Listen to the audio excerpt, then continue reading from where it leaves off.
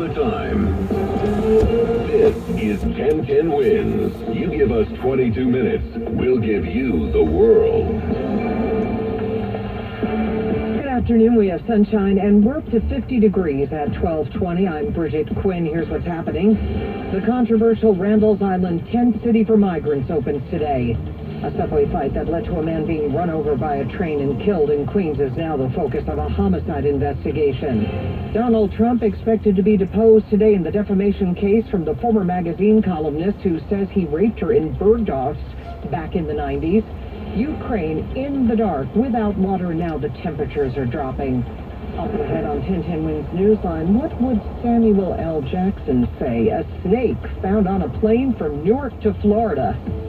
AccuWeather says breezy, partly sunny, a high of 54, but real feels only in the 40s today. Wins News Time, 12:21. Let's update traffic and transit. Here's Karen Stewart.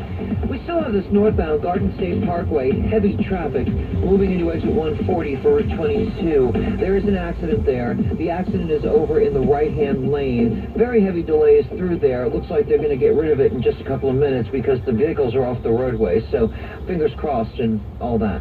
Meanwhile, Route 7. Route 7's not doing very well, Kearney people. We do have delays here from Fish House Road out into the New Jersey Turnpike going westbound. Now, over at the Hudson's, not bad, except for the George. The tunnels are 10 to 15. The inbound side of the GW Bridge now has a little bit more than a 30-minute wait. The outbound George is between 40 and 45 minutes.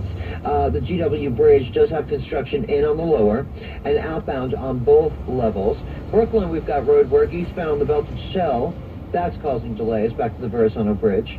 And then westbound on the belt between Knapp Street and Coney Island Avenue, that goes from not bad to some delays there. Alternate side of the street parking rules and regulations, they're back in effect today. Do not forget that.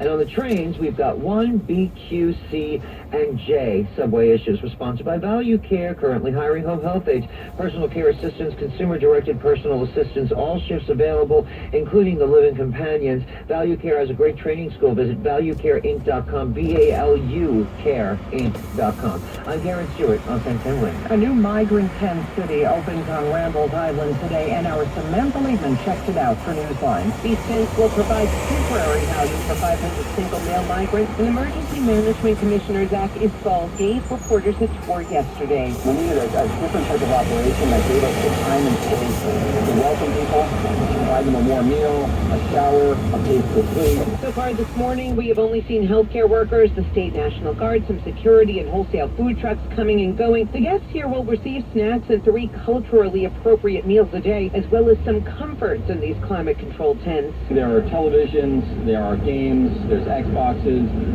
You can also see that there are phones that people can make international calls to try and get back in touch with their families.